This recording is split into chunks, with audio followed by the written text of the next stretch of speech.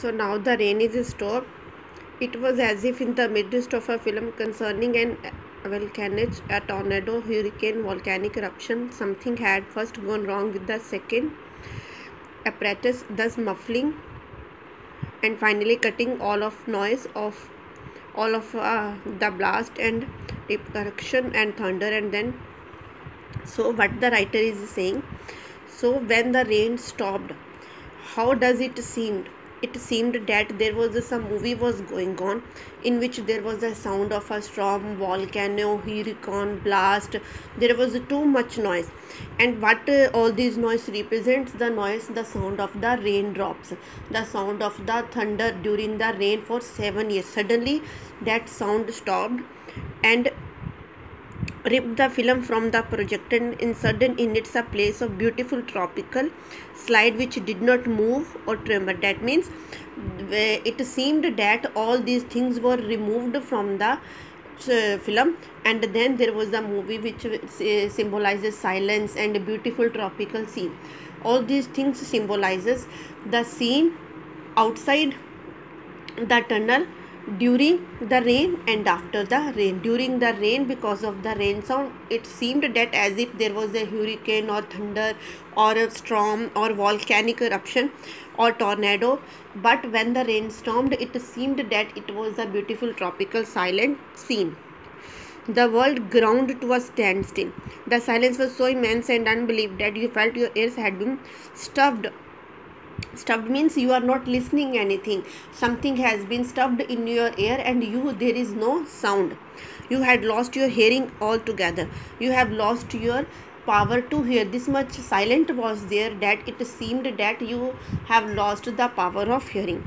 The children put their hands to their ears. They stood apart. The door slid back and the smell of the silent waiting world came into them. Then the door was opened and the silent world, which was the first time for them, they came out.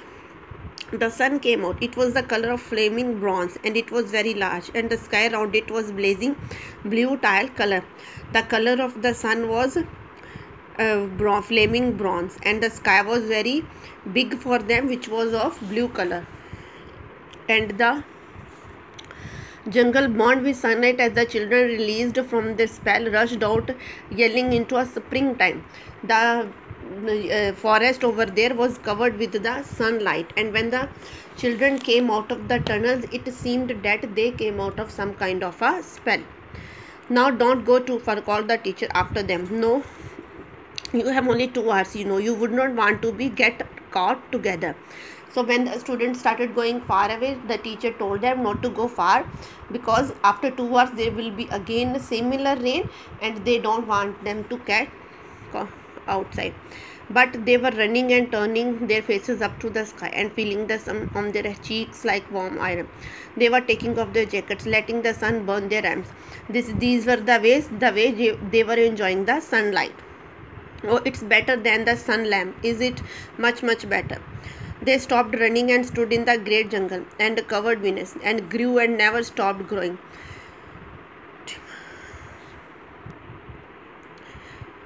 Stopped growing tumultuously even as you watched it. Now they started running. They stopped running and stood near the forest which they have seen for 7 years was destroyed by the rain and again grown in the rain. They looked at that forest and the trees of those forests. It was a nest of octopi clustering up a great flesh like weed, wavering flower in this brief spring. It was the color of a rubber and ash. This jungle from many years without sun. It was the color of stones and white tree ending. It was the color of the moon. So they were looking at the flowers, they were looking at the trees, and they were comparing all those things with the things which they have read in their books. So these were the things they were noticing in the forest. The children lay out, laughing on the jungle mattress, and heard it sigh and squeak under them, silent and alive. They ran among the trees. They slipped and fell. They pushed each other. They played hide and seek and tag. But most of all, they squinted at the sun until squinted here means looked at, stared at the sun until the tears ran down their faces. They put their hands up to the yellowness and amazing blueness, and they breathed the fresh air and listened to the silence which suspended them in a blessed sea of no sound and no motion. They looked at everything and savored everything. Then, wildly like animals escaped from their caves, they ran and ran in shouting circles. They ran for an hour and did not stop running. They enjoyed the sunlight. They played games hide and seek over there. Mostly they looked at the sun, and they stopped looking when tears come in their eyes.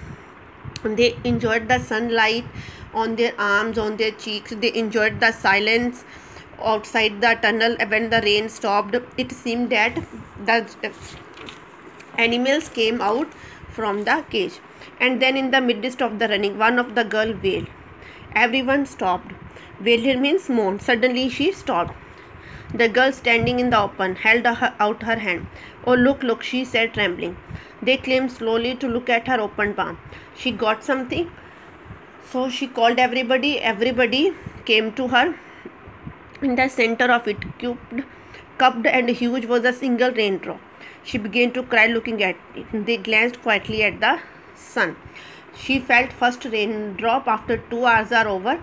She felt first raindrop, and on her palm a few cold drops fell on their nose, their cheeks and their mouth. The sun faded behind the still mist. Now again they started feeling raindrops on their hair, on their cheeks, on their mouths, and sun was behind the clouds. A wind blew cold around them. They turned and stared at to walk backward to the underground houses, their hands at their slides, their smile vanishing away. Now again they had to enter into their underground houses, so their smile from their faces vanished. A boom of thunder startled them, and like leaves before a new hurricane, they tumbled upon each other and ran. During the storm, the leaves jumped on each other. The similar way, they started entering and ran towards the tunnels. Lightning struck 10 miles away, 5 miles, mile and a half by. The sky darkened into the midnight in a flash. Again the light, which was first 10 miles away, then 5 miles away, and then it covered the complete sky, and there was the darkness. They stood in the doorway of the underground for a moment until it was raining hard. Then they closed the door and heard a gigantic sound of rainfall. Again there was a sound, a huge or big sound of raindrops, tons everywhere and forever. Will it be 7 more years? Yes, 7. Then one of them gave a little cry. Margot, what? Then they said now they have to wait 7 more years for the rain. Then suddenly one remembered about Margot. She is still in the closet. Where we locked her, Margot. They stood as if someone had driven them. Looked so many stakes into a floor. That means they were not moving. Someone had made them statue. They looked at each other and then looked away. They glanced out of the world that was raining now and raining steadily. They could not meet each other's glances. Their faces were solemn and pale. They looked at their hands and feet and their faces. They were looking outside. They were looked at one another, their hands, their feet, but they did not move. It seems that somebody had made them a statue over there. Margot, one of the girls said. Well, no one moved. Go on, whispered the girl. They walked slowly down the hall in the sound of a cold rain. They turned through the doorway to the room in the sound of the storm and thunder, lightning on their faces, blue and terrible. They walked over to the closet door slowly and stood by it. Behind the closed door was only silence. They unlocked the door even more slowly, let the Margot out. There was a sound of the lightning, there was a sound of the thunder, storm, rain. Silently they moved into that room, opened the closet door and let her come outside.